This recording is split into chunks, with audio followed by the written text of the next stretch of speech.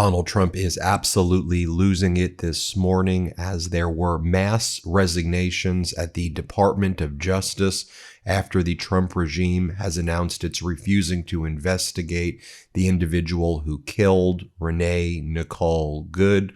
Also, we're learning about more MAGA Republican Congress members who are quitting after this year is up. And also, a federal judge in New York, Judge Engelmeyer, just hit the Department of Justice with a major order regarding the failure to comply with the Epstein Transparency Act by the Trump regime. Remember how Ro Khanna and Thomas Massie, the Congress members behind the discharge petition, filed a letter brief with Judge Engelmeyer saying that he should appoint an independent monitor or special master in order to make sure that there's full compliance with the Epstein Transparency Act.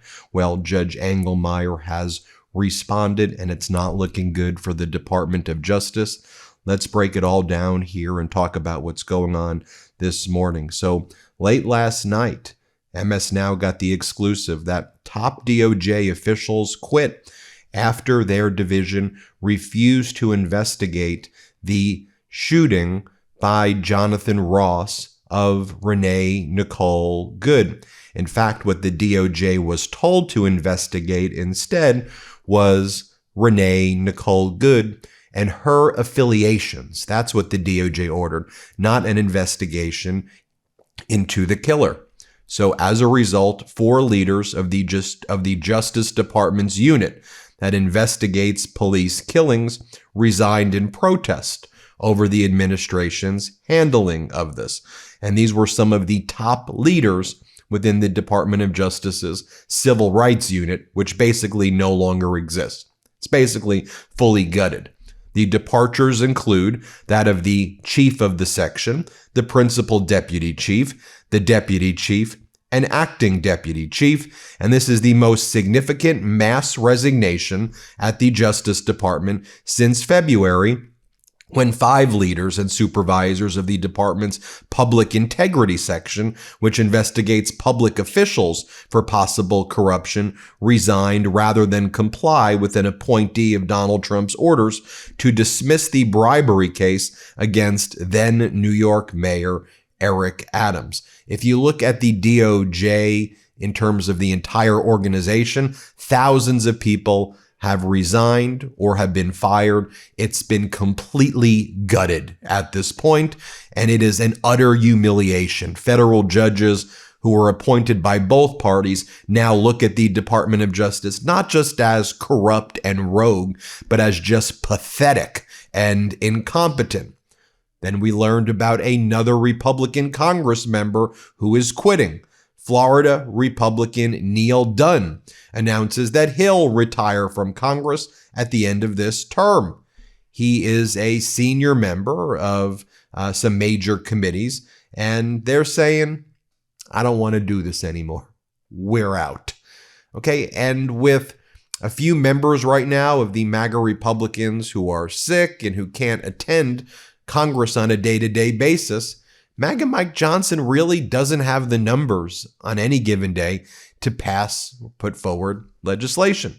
That brings us to Judge Engelmeyer's order in the Southern District of New York. As I mentioned, you had Thomas Massie and you had Ro Khanna, the Congress members behind the discharge petition. They sent a letter to this judge, who is the judge presiding over the Ghislaine Maxwell case.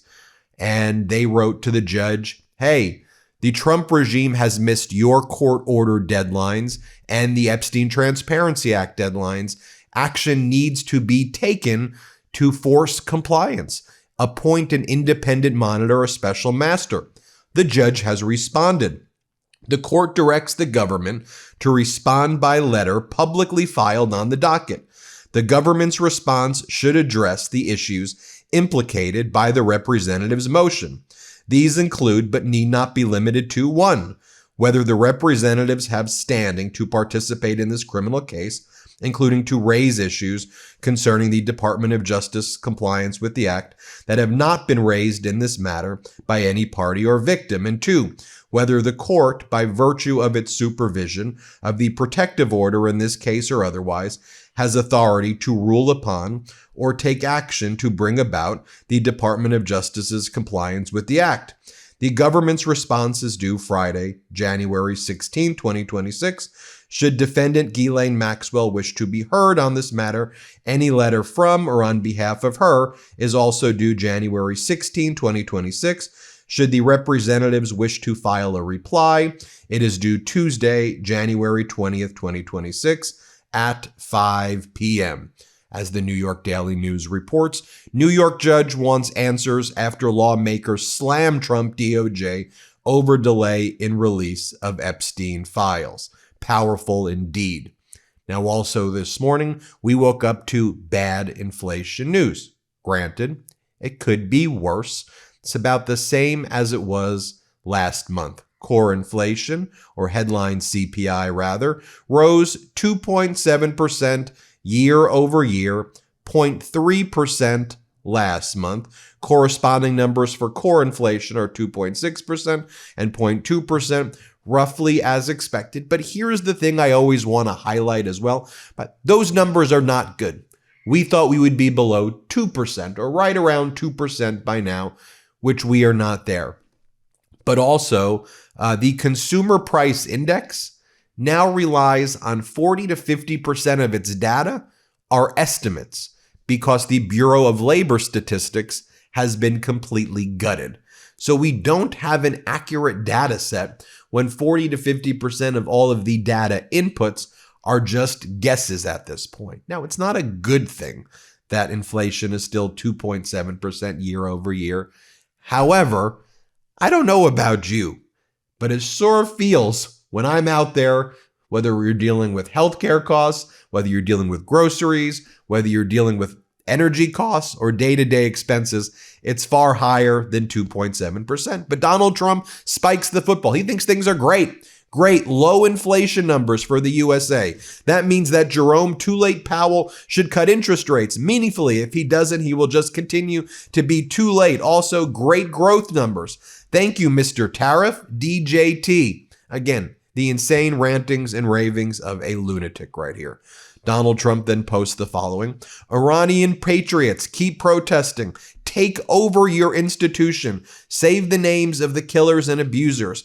They will pay a big price. I have canceled all meetings with Iranian officials until the senseless killing of protesters stops. Help is on its way. Make Iran great again. President Donald Trump. Let's be clear. I would love to see Iran be great. I think the Ayatollah is absolutely despicable. Words matter, though. And Donald Trump promised back on January 2nd, 2026, if Iran shoots and violently kills peaceful protesters, we are locked and loaded and ready to go. Well, since that post, 3,000 plus protesters have reportedly been killed. The number may be higher. So when you say you're ready to do something and then you don't do those things, that's called pulling a Trump. It's also called fraud. And it has real world consequences when your words are meaningless, when your words are garbage. Like, do you remember, was it last week, where Donald Trump says, I hereby decree that I am capping credit card interest rates at 10%. I have said it. Okay, well, there needs to be a law. And guess what? After MAGA Mike Johnson threw cold water on the 10% credit rate cap and warns of negative consequences like restrictive lending, Donald Trump told Eric Wasson that, we're not really going to do that. We're going to have to work on a consensus here. And as our editor-in-chief, Ron Filipkowski, says, I don't get it. Trump demanded on Truth Social that credit card CEOs lower their interest rates on their own by January 20th.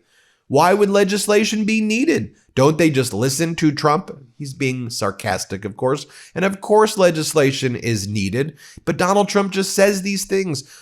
Prices of drugs are down 1,600%. We have a most favored nation provision where the drugs in America are now the same price as the cheapest price in any other country.